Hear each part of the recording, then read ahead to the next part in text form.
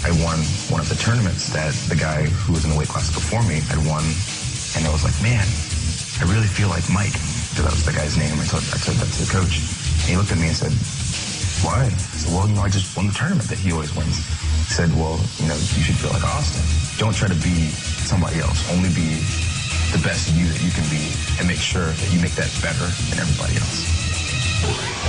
Still to come, Awesome Kong battles Gail Kim in a knockout street fight. And then, the Olympic gold medal is on the line as the phenomenal AJ Styles faces Kurt Angle in a ladder match.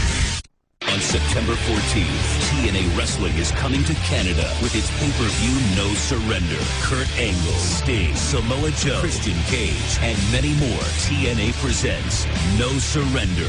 Live September 14th from the General Motors Center in Oshawa, Ontario. Tickets are on sale now at the General Motors Center box office by phone at 877-436-8811 or online at www.generalmotorscenter.com. Log on to TNAWrestling.com for more details.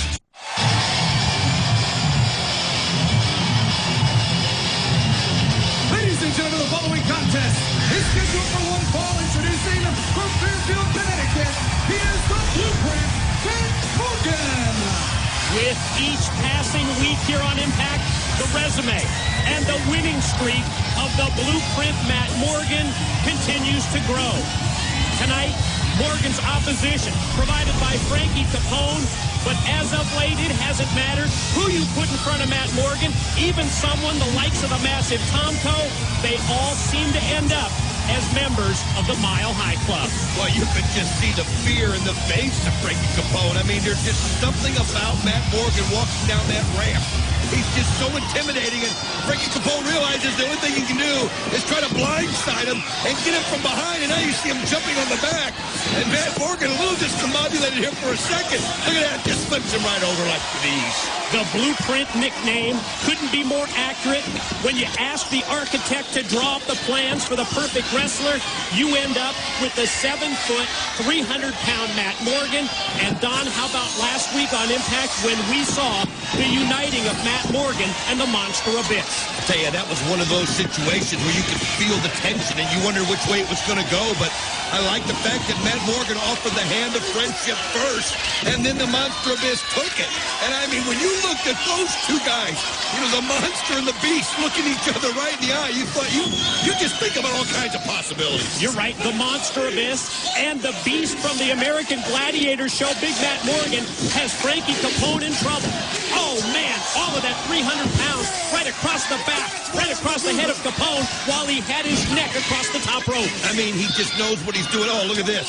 He, again, has got that neck sitting on top of there. Oh, no, here it goes. He's going to do this leg drop that it's hard to watch. He just snaps the neck back. It's so hard to watch. We're going to show you one more time just how devastating this leg drop is. Check it out. Watch Frankie Capone's head right here as you see the leg drop hit, and it just bounces up and down like a yo-yo. Swinging a miss with that clothesline, but boy, that big bicycle kick didn't miss. Morgan puts the boot right into the face of Capone, and he just dropped down to the canvas. You see his body convulsing there on the mat. People don't realize how hard it is to be that accurate with that running bicycle kick. And you know what's going to happen here? He's taking him up top, Mike. His patented finishing move, called the Elevator, going to take Capone up into the air, just toy with him, and then just drive him right down to the mat. 1, 2, Here is the winner, the Blueprint, Matt Morgan. Frankie Capone, the newest member of Matt Morgan's Mile High Club. Whoa, whoa. Now what's this? Whoa.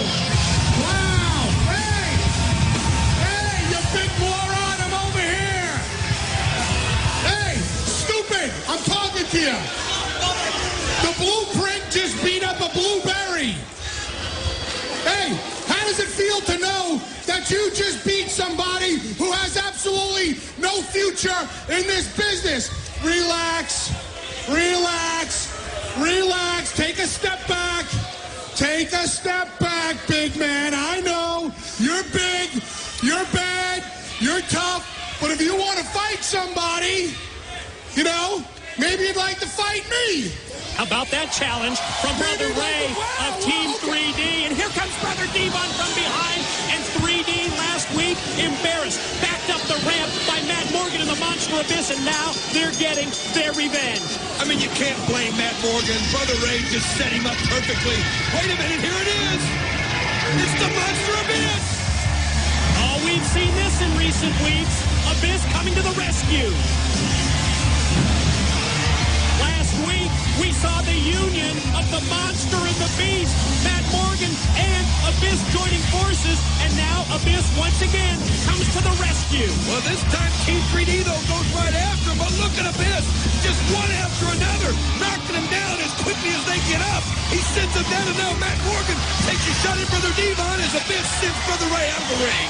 Think about this. At least on paper, this could be one of the most powerful, one of the most devastating pairings ever. The Beast and the Monster, Matt Morgan and Abyss.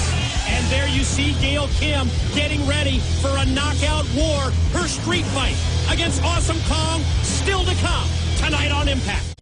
Earlier today, I had the chance to get both opinions and thoughts on a number of subjects in an interview with Big Sexy Kevin Nash. Kevin, before we get to the questions about Sting, would you explain the relationship, the current state of it, between yourself and Samoa Joe? I don't think a lot of people know this, Mike, but I was pretty instrumental in actually getting Joe into TNA. I saw some tapes on him, brought him to management, and I saw rawness to him. I saw a uniqueness to him that I thought would be something that would really help our roster. And, you know, we spent time together, and I can't spend time with anybody that I don't have some kind of a like for. And Joe and I have become friends. In light of what happened last week on Impact, when, quite honestly, Joe's temper cost both of you a tag team match, do you think you've succeeded in your relationship with him in trying to get into his head that the mental aspect is as important as the physical? I mean, I would have to say absolutely not, on just that alone.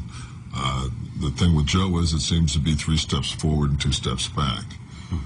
It's no mystery that that's his Achilles heel. You know, his temper is going to hurt him. It cost us a tag match this time. In the future, who knows? It may be the World Championship. Let's talk about the situation with Sting. At this point, it seems like you're about the only one in TNA that he has a relationship with. What can you tell us about Sting in terms of what he said to you and what you think's going on in his mind? I don't want to speak for Steve, but, you know, we go back 20 years. And it was a different business then. Sure was. When I walked into that locker room, it was men. It was a locker room full of men. There weren't boys in there. I remember my first house show that I ever did. I walked in and Harley Race, you know, I was sitting down and Harley Race walked in the locker room. I jumped up out of my seat and gave him my chair. Harley looked at me and, "Who broke you in, kid?" I said, "Jody Hamilton." He said, "Well, you were broken right." He took my chair, and I went and dressed basically standing up. That's the way it was. Now you walk in the locker room, and these young kids, they don't even acknowledge you, let alone give up a chair. So, I mean, the business has really changed. I almost think that today's wrestlers don't understand the pecking order. I don't think they get that.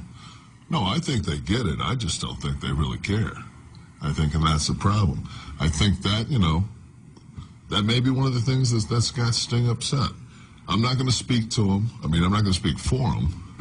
I will speak to him. Sure. Because I have, and he basically told me that he'll be here next week. So I'll let Sting speak for himself. Can't wait till next week on Impact when we'll finally hear from Sting. But I got to tell you, Kevin Nash, pretty intriguing what he had to say about Sting and the world champion, Samoa Joe. And I think next week we finally get the answers to the questions directly from Sting. Earlier today, Lauren tried to conduct an interview with Angelina Love and Velvet Sky, the beautiful people. Check out the clips and see how little